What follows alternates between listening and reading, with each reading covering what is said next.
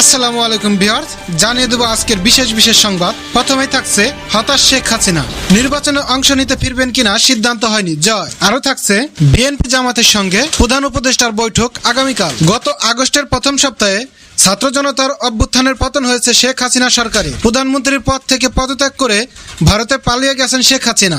এখন সে দেশে আশ্রয় আছে। তার সরকারের পতনের পর আওয়ামী লীগের রাজনীতি, বাংলাদেশের প্রেক্ষাপট সহ বিভিন্ন ইস্যুতে গণমাধ্যমে কথা বলে চলেছেন শেখ হাসিনার ছেলে ও সাবেক উপদেষ্টা সজীব ওয়াজেদ জয়। এবার তিনি সাক্ষাৎকার দিয়েছেন প্রভাবশালী মার্কিন সাময়িকী টাইমকে, যেখানে তিনি বলেছেন বাংলাদেশের বর্তমান পরিস্থিতিতে শেখ হাসিনা হতাশ। এমনকি তিনি সামনে সংসদ নির্বাচন হলে সেখানে অংশ নিতে ফিরবেন কিনা সে বিষয়ে সিদ্ধান্ত হয়নি। আওয়ামী লীগ সরকারের পতনের পর নোবেল বিজয়ী অধ্যাপক ডক্টর মোহাম্মদ ইউনূসের নেতৃত্বে অন্তর্বর্তী সরকার গঠিত হয়। এ সরকার নির্বাচনের ব্যবস্থা সহ বিভিন্ন খাতে সরকারের উদ্যোগ নিয়েছে। সাবেক প্রধানমন্ত্রী ও তথ্য প্রযুক্তি বিষয়ক উপদেষ্টা জয় বলেন, তার মা শেখ হাসিনা দেশের পরিস্থিতিতে খুবই হতাশ, কারণ তার গত 15 বছরের সব পরিশ্রম প্রায় বিফলে যাচ্ছে। আওয়ামী লীগের নেতাদের বিরুদ্ধে আছে গণহত্যা ও মানবতা বিরোধী অপরাধের অভিযোগ। এসব অভিযোগ প্রমাণিত হলে দলটিকে নিষিদ্ধ করার দাবি তুলছেন অনেকে। এমন দাবি জয়ের কাছে উপহাস মনে হয়েছে। তিনি বলেন, বাংলাদেশের সবচেয়ে পুরনো ও রাজনৈতিক দলকে আপনি কিভাবে নিষিদ্ধ করবেন? এটি আইনিভাবে সম্ভব নয়। এমন দাবি জয়ের কাছে।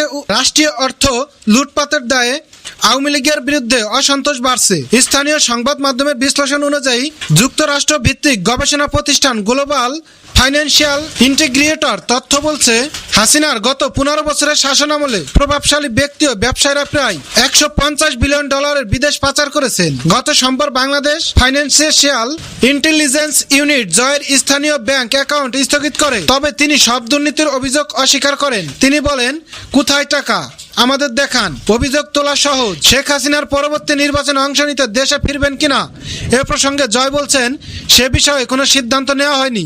যদি পরিস্থিতির দৃশ্যমান উন্নতি না দেখা যায় তবে লোকজন ধৈর্য হারাবে বলেন জয়। তিনি সেই অপেক্ষায় রয়েছেন। চলমান পরিস্থিতিকে অস্থিতিশীল উল্লেখ করে শেখ হাসিনার পুত্র বলেন, তারা অন্তর্বর্তী সরকার যদি 1 বছর বা 18 মাস দেশ চালায় তাহলে ঠিক আছে। নিজেদের রাজনীতিতে আসার প্রশ্নে জয় বলেন, আমার কখনো রাজনৈতিক উচ্চাকাঙ্ক্ষা ছিল না, কিন্তু বর্তমান পরিস্থিতি বিবেচনায় কে জানে আমি এখনো কোনো সিদ্ধান্ত নেইনি। বিএনপি জামাতের সঙ্গে প্রধান উপদেষ্টার বৈঠক আগামীকাল। অন্তর্বর্তীকালীন সরকারের প্রধান উপদেষ্টা অধ্যাপক ডক্টর মোহাম্মদ ইউনূসের সঙ্গে রাজনৈতিক দলগুলোর সংস্কার বিষয়ে আলোচনা শুরু হচ্ছে আগামীকাল শনিবার 5 অক্টোবর দুপুর 2:30টায় বাংলাদেশ জাতীয়তাবাদী দল বিএনপি ও 3টায় বাংলাদেশ জামাতে ইসলামী প্রতিনিধির সঙ্গে বৈঠক হওয়ার কথা রয়েছে। রাষ্ট্রীয় অতিথি ভবন যমুনায় হতে যাওয়া এই বৈঠক বিএনপির প্রতিনিধি দলের নেতৃত্ব দিবেন মহাসচিব মির্জা ফখরুল ইসলাম আলমগীর। এর আগে বুধবার 2 অক্টোবর প্রধান উপদেষ্টার প্রেস সচিব শফিকুল আলম জানান, শনিবার থেকে রাজনৈতিক দলগুলোর সঙ্গে 3য় দফায় সংলাপ শুরু করতে যাচ্ছে অন্তর্বর্তী সরকার। ধারাবাহিকভাবে বিভিন্ন দলের সঙ্গে সংলাপ হবে। এতে দেশটির প্রধান রাজনৈতিক দলগুলো আমন্ত্রণ জানানো হবে। সংলাপে উপদেষ্টা মণ্ডলী গঠিত 6টি কমিশনের কার্যক্রমের অগ্রগতি এবং দেশের সার্বিক আইন শৃঙ্খলা পরিস্থিতি নিয়ে কথা হবে। এসব বিষয়ে রাজনৈতিক দলগুলোর মতামত ও পরামর্শ নেওয়া হবে। বৈঠকে অন্তর্বর্তী সরকারের সার্বিক কার্যক্রম নিয়েও আলোচনা হবে বলে জানিয়েছেন শফিকুল আলম। এই বিষয়ে আপনার মূল্যবান মতামত জানিয়ে আমাদের চ্যানেলের সাথে থাকুন। লাইক, কমেন্ট, সাবস্ক্রাইব করুন।